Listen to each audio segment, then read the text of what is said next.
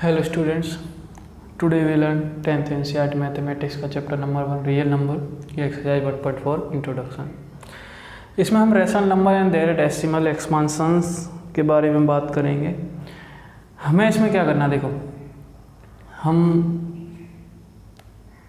एक last lecture में real numbers को पढ़ चुके हैं, लेकिन एक बार फिर से रिकॉल करते हैं, फिर आगे देखो सॉल्व करते हैं।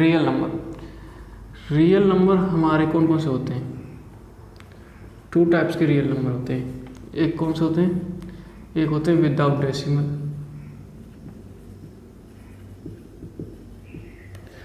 डेसिमल और एक होते हैं विद डेसिमल।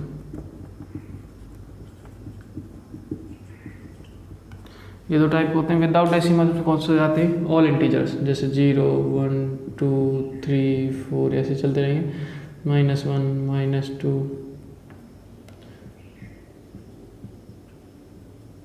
ऐसे चलते रहेंगे। इनको क्या बोलते हैं? इंटीजर्स। अभी देखो विद डेसिमल में क्या आता है? विद डेसिमल्स में हमारे नंबर्स आते हैं जो एक पॉइंट के बाद कट जाते हैं, जैसे फुल्ली कट जाते हैं। जैसे हम 22 को लेते हैं, 4 से 5 टाइम जाएगा, 20 आ गया, फिर 2 बच गया, फिर पॉइंट आएगा, 20 आ गया, फिर 5.5। ये देखो एक पॉइंट के बाद कट हो गया, तो इनको ऐसे नंबर्स को क्या बोलते हैं? Terminating numbers. तो हमें 1.23 को ले लेते हैं, ये है टर्मिनेटिंग। फर्स्ट टाइप के क्या होते हैं? टर्मिनेटिंग्स। टर्मिनेटिंग के बाद सेकंड टाइप आता है हमारा ऐसे पॉइंट्स जो कट नहीं होंगे लेकिन रिपीट होते रहेंगे। जैसे 4 को 3 से डिवाइड करेंगे, 1 आ गया, फिर क्या हो जाएगा? 1 पॉइंट, यहाँ पे 10 आया, 3 आ जाएगा, फिर 1 बच जाएगा, फिर 3 आ जाएगा, ऐसे ही चलता रहेगा। ऐसे नंबर्स को क्या बोलते हैं? Non terminating but repeating. इनको बोलते हैं नॉन टर्मिनेटिंग बट रिपीटिंग। ठीक है। हमारा जो थर्ड टाइप होता है इसका विद डेसिमल का जो थर्ड टाइप होगा वो होगा नॉन टर्मिनेटिंग नॉन रिपीटिंग। ये कौन से नंबर होते हैं? देखो ऐसे नंबर ना तो जो टर्मिनेट होते हैं ना रिपीट होते हैं। जैसे कौन से नंबर होते हैं? जैसे 1.2, 3, 5, 7, 6, 7, 8, फिर 9, फिर 2, फिर 4, 6 ऐसे चलता रहेगा। ना तो टर्मिनेट ही होगा ना रिपीट ही होंगे ये नंबर। ऐसे नंबर को बोलते हैं टर्मिनेटिंग और नॉन टर्मिनेटिंग नॉट रिपीटिंग। अब देखो टर्मिनेटिंग और रिपीटिंग नंबर्स को मिला के कौन से नंबर होते हैं? Rational number.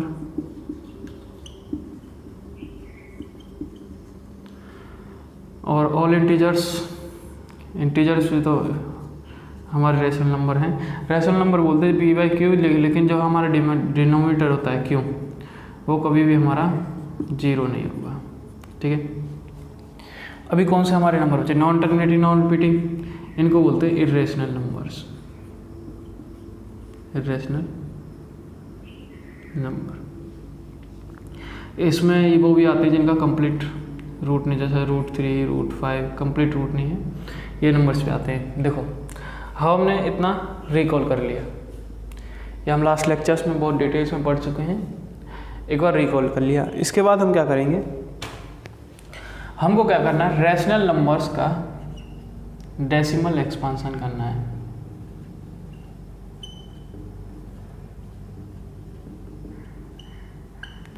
अब एक एग्जांपल सोचो, हम एक क्वेश्चन लेते हैं 4/5।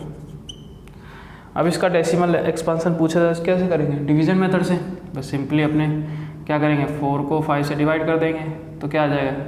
पॉइंट आ गया, नहीं जाएगा तो ये क्या हो जाएगा? 40, 8 टाइम चला जाएगा, 40 आ जाएगा, तो 0.8 आ गया। अब देखो ये क्या किया हमने? डिवीजन मेथड किया, लेकिन विदाउट डिवीजन मेथड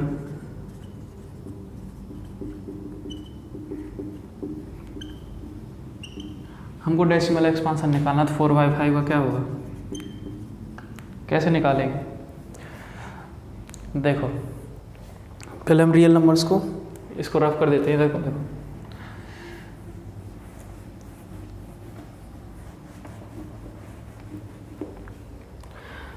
हमको निकालना विदाउट डिवीज़न मेथड अप्लाई करके इनका डेसिमल एक्सपांसन निकालना है। तो कैसे निकालेंगे, देखो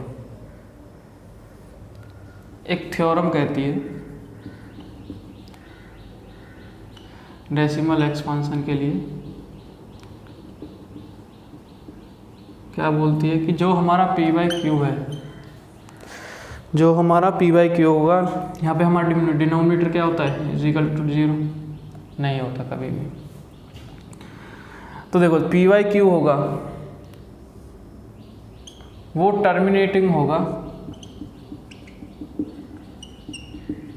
कब, इफ जो हमारा q है वो इज इक्वल टू होगा 2n इंटू 5 इंटू m में, और n और m क्या अब हमारे हैं, n and m are whole number, क्या हमारे वोल नंबर है। अब इस चीज़ को समझो, जो हमारा नंबर है 4 और 5, जैसे हमने यहाँ पे एग्जांपल लिया उसको हमने किससे डिनोट कर दिया, p और q यहाँ पे क्या है, इंटीजर्स है। तो p बाई क्यू कब इन जो हमारे दो नंबर है वो टर्मिनेटिंग कब होंगे, जब हमारा q है वो बराबर होगा 2 की पावर n इंटू 5 की पावर m में। ऐसा एक अगर वो पेयर बनाता है तो वो क्या होंगे, टर्मिनेटिंग होंगे। अगर सेकंड केस क्या, देखो if q not is equal to 2 की पावर n m 5 की पावर m, तो कौन सा केस होगा, तो ये केस हो जाएगा non terminating but repeating. Rational number दो टाइप के होते हैं, एक टर्मिनेटिंग होते हैं, एक नॉन टर्मिनेटिंग होते हैं, बट रिपीटिंग होते हैं। यहाँ पे भी हमारे जो n और m है वो वोल नंबर है। वोल नंबर कौन से होते हैं, 0 1 2 3 ये होते हैं। ये इतनी चीज़ समझ में आई कि अगर जो हमारा p बाई क्यू है वो टर्मिनेटिंग कब होगा, जब हमारा q यानी जो डिनोमिनेटर है वो हमारा होगा 2 into n into 5 power m की फॉर्म में। अगर वो होगा तो हमारा जो डिवीज़न है वो टर्मिनेटिंग होगा, हम बता देंगे। अगर q हमारा नॉट इज इक्वल टू 2 की पावर n इंटू 5 के पावर m है तो वो नॉन टर्मिनेटिंग बट रिपीटिंग होगा। ये हो गया। अभी देखो इस क्वेश्चन को सॉल्व करते हैं इसी मेथड से, इस मेथड से लगाते हैं। देखो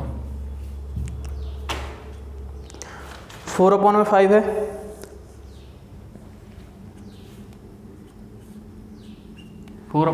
है, लेकिन हमारा यहाँ पे 2 की पावर n नहीं है, और 2 की पावर n बनाते हैं 5 इंटू 1 लिख सकते हैं, तो वैल्यू तब भी इसी सेम रहेगी।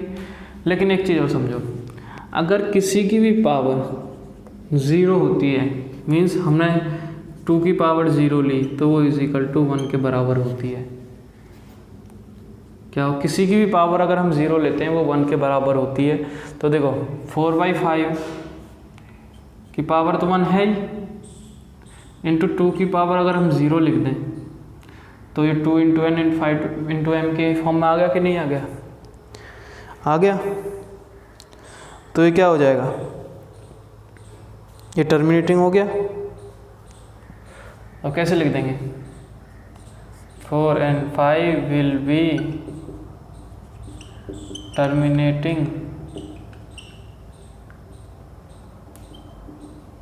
Decimal expansion. भाई सॉल्व हो गया हमारा। हमारी जो थ्योरम है वो क्या बोलती है डेसिमल एक्सपांसन के लिए, अगर हमारा p बाई क्यू है, अगर हम उसका डेसिमल एक्सपांसन करते हैं, अगर हमारा q है 2 इंटू 2 की पावर n इंटू 5 की पावर m में आता है तो वो टर्मिनेटिंग होगा। अगर नहीं आता है q हमारा नॉट इज इक्वल टू 2 की पावर n इंटू 5 की पावर m में होता है तो नॉन टर्मिनेटिंग बट रिपीटिंग होगा। अभी देखो हमने एक क्वेश्चन सॉल्व कर लिया, कैसे करेंगे ये दिखा दिया हमने, आप इसको नोट डाउन कर लो। फिर एक्सरसाइज सॉल्व करते हैं। तो आपको इस मेथड को अप्लाई करेंगे तो और अच्छे से समझ में आएगा। आप इसको फर्स्ट नोट डाउन कर लो, फिर एक्सरसाइज करते हैं।